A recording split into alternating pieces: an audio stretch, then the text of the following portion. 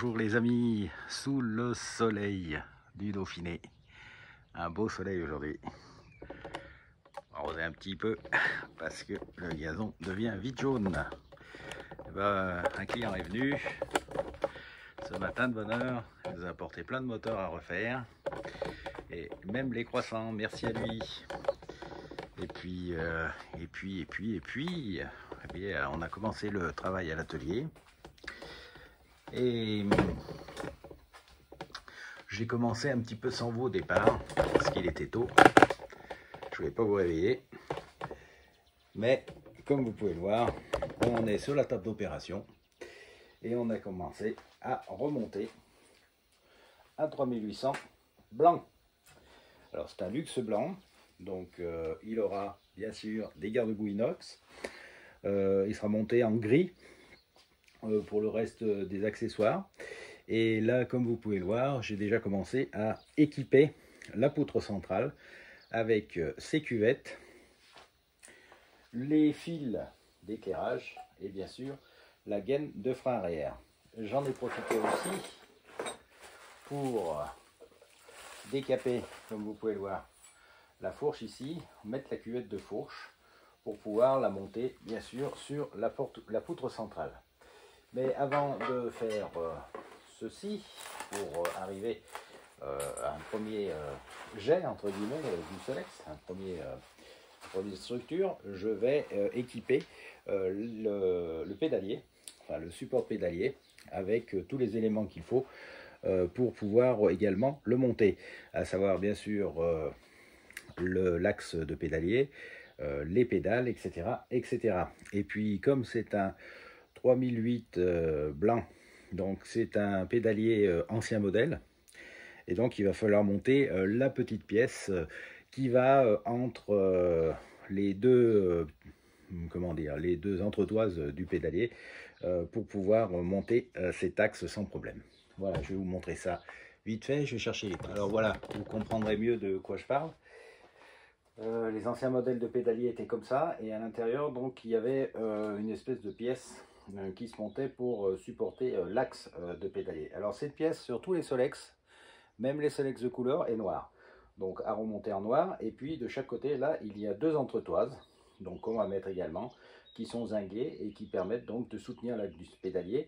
Et ensuite bien sûr c'est vissé avec les deux gros écrous, que les mêmes d'ailleurs que ceux qui fixent le galet, qui tiennent le galet. Donc là aussi, si vous avez besoin de la clé pour démonter ces écrous, et bien c'est la même clé que celle de l'outil centreur d'embrayage, qui sert à la fois donc à centrer l'embrayage, à serrer bien sûr l'écrou du galet, mais également à serrer ou à desserrer les écrous d'axe de pédalier. Alors quand vous avez repeint, un petit conseil, parce que c'est des petits conseils comme ça dans la discussion, parce que vous savez comment on remonte un cadre. Il y a plein de vidéos de l'atelier de la vigne qui parlent de ce sujet-là, donc il n'y a pas de problème, vous pouvez vous y référer. Donc des petits conseils au fur et à mesure du montage. Moi, ce que je vous conseille, par exemple, quand les pièces sont neuves, quand vous les amenez thermolaquées à l'atelier de la vigne, enfin, il n'y a pas que le thermolacage, il y a toute la préparation peinture, décapage, microbillage, sablage, peinture, eh bien, les pièces sont un peu raides, parce qu'il y a une petite couche de peinture. Donc n'hésitez pas, là aussi vous la trouverez à la boutique, mettre un petit peu de WD-40 sur la pièce que vous voulez insérer, ça permet, j'allais dire, de l'insérer plus facilement sans l'abîmer excessivement. Voilà, donc je vais faire exactement la même chose pour les deux entretoises. Je vais passer le tube qui va au milieu, tube d'axe de pédalier, mettre les deux écrous, et puis on se reprend avant de fixer bien sûr la béquille et son ressort. Et bien voilà les amis, le support béquille est réalisé. Alors c'est noir, c'est normal, c'est voilà, c'est WD-40 et les massales. Donc ça c'est fait, et à présent on va bien sûr mettre l'axe de pédalier. Alors faut pas trop que ça ballotte, parce que là malheureusement on n'a pas des bagues de réparation comme les derniers axes de pédalier. Donc il faut vraiment choisir eh bien, le meilleur axe possible ici pour qu'il n'y ait pas trop de jeu. Alors on va mettre bien sûr l'axe principal de pédalier, les deux manivelles qu'on a bien su faire chromer, et puis l'ensemble des entretoises qui vont bien à ce niveau-là. Donc le montage va se faire dans ce sens, et il ne faudra pas non plus se tromper de sens quand on montera naturellement les manivelles. Allez, c'est parti, on va déjà regarder si les manivelles rentrent bien, parce que vous le savez, quand on fait du chromage, bien, il y a une petite pellicule qui se forme, et des fois c'est assez difficile de rentrer les clavettes et les axes de pédalier. Alors on fait ça d'abord calmement sur les taux, et ensuite on le monte sur le cadre, sinon on risque de tout casser, hein. Voilà. Tout ce qui est pédalier est monté, vous voyez, c'est parfait. On n'aura plus qu'à glisser là-bas dans la poutre centrale. Alors comme c'est fait à présent, eh bien on va passer au montage tout simplement de la fourche sur la poutre centrale, et puis on s'occupera ensuite du pédalier et puis de toutes les bricoles qui vont avec par la suite. Donc ça c'est le plus difficile. Une fois que vous avez fait ces montages qui sont un peu délicats parce que il y a de la peinture neuve, parce qu'il faut remonter des pièces qui sont pas faciles à remonter, etc. Après c'est plutôt simple comme remontage. On va donc s'occuper de la fourche, et on va bien sûr mettre deux cages aiguilles pour que ça soit bien neuf et bien souple au niveau de la direction. Voilà, on va mettre ces deux là. Parfait, bien regarder bien sûr. Si vous remettez des anciennes cages, comme par exemple ici, il ne manque pas de billes. S'il manque une bille, bien sûr, il faut en changer. Alors je reprends là parce que je suis en train de mettre de la graisse sur les cages aiguilles, et je voulais vous montrer cette petite seringue à graisse là qu'on vend à l'atelier de la vigne, et c'est génial parce que vous mettez de la graisse uniquement où vous voulez, vous vous en mettez pas plein les doigts. Voilà, vous voyez, vous comblez bien. Et ça peut même s'utiliser, vous savez, pour les axes de pédalier de mobilette, par exemple, pour rentrer en pression sans même avoir besoin du graisseur. Et ça, c'est terrible. Voilà, juste un petit aparté sur cet outil que j'apprécie particulièrement, et je pense que ça pourrait aussi vous servir. Un petit point, ça se monte petit à petit.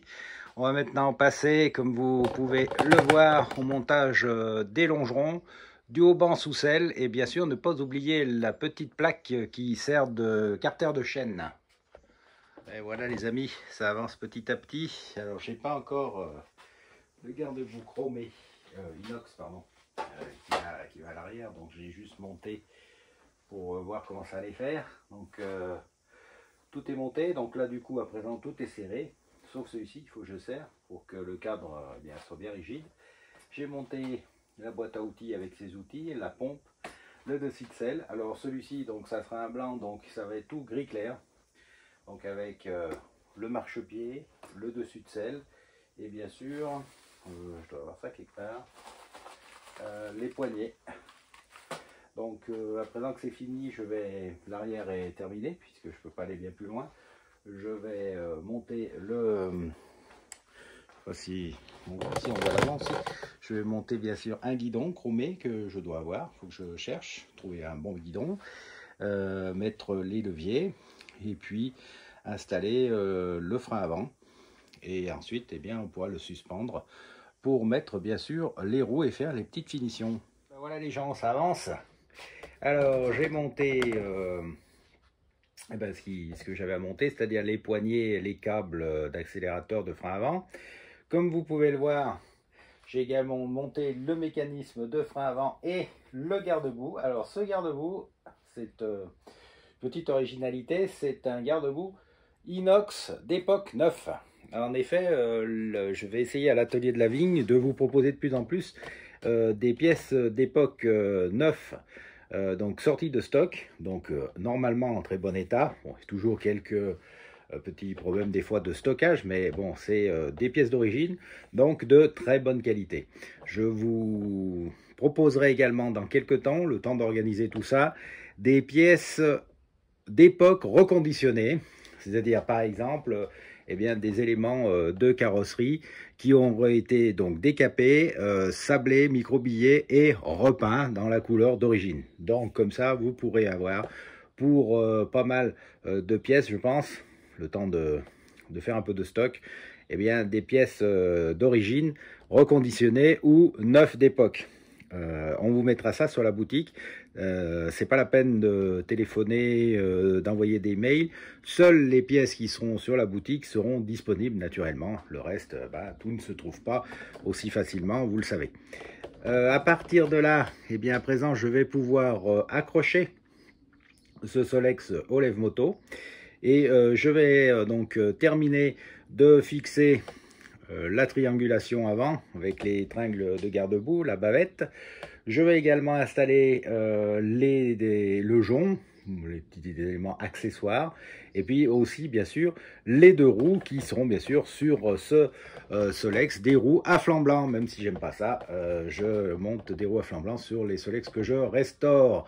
J'en vais également à la boutique. Alors je suis pas bien placé en prix, je le sais. Sur une ensemble de restauration, ça passe inaperçu. C'est vrai qu'à l'unité c'est cher, mais c'est des pneus qui sont quand même de très bonne qualité et c'est pour ça que je les commercialise. Voilà donc le pendre et on continue le boulot. Pendu par le guidon, heureusement. Voilà, donc j'ai installé le garde-boue, les tringles, la bavette, grise bien sûr, toujours. Hein. Donc tout est en raccord, hein, vous voyez les couleurs sur le blanc. Et puis après, je vais terminer de monter les deux roues pour pouvoir faire comme d'habitude. Enfin, je mettrai les deux roues, la chaîne, les pédales bien sûr, pour pouvoir faire comme d'habitude mon essai routier de 5 km en pédalant. Ouais, génial, surtout par la chaleur qu'il fait. Et donc vérifier si la partie cycle fonctionne bien. Vous savez, c'est une tradition à l'atelier de la vigne avant de passer à la motorisation.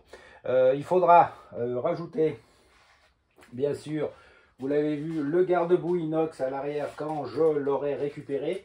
Pour l'instant, il est au polissage, parce que comme l'avant est neuf, l'arrière était bien sûr pas neuf, puisqu'il avait été utilisé.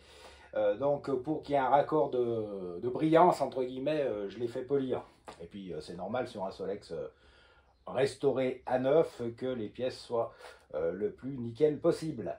Et voilà les amis, la partie cycle de ce 3008 luxe blanc est terminée. À l'exception, bien sûr, vous l'avez vu, du garde-boue inox arrière. Je vous ai expliqué, il n'est pas encore arrivé, mais dès qu'il est arrivé, on le place. On positionne le feu arrière et ça roule. Et puis, le reste est mis, que ce soit les guidons, les roues, frein avant, frein arrière, chaîne, etc. Donc, en tout cas, là, il est déjà prêt pour faire une petite expédition en essai vélo. Alors si la vidéo vous a plu, n'hésitez pas à la liker, n'hésitez pas à vous abonner, il faut toujours le dire. Si vous voulez suivre de plus près notre actualité, on a un petit Insta, donc n'hésitez pas. Et puis bien sûr, si vous voulez acheter des pièces pour taper vos Solex ou vos Mob ou autres cyclomoteurs, eh bien n'hésitez pas à faire un petit tour sur la boutique de l'atelier de la vigne. Merci en tout cas d'avoir suivi jusqu'au bout ce remontage de cette partie cycle de Solex 3800. Luxe blanc et à bientôt pour des vidéos sur ce modèle ou bien d'autres.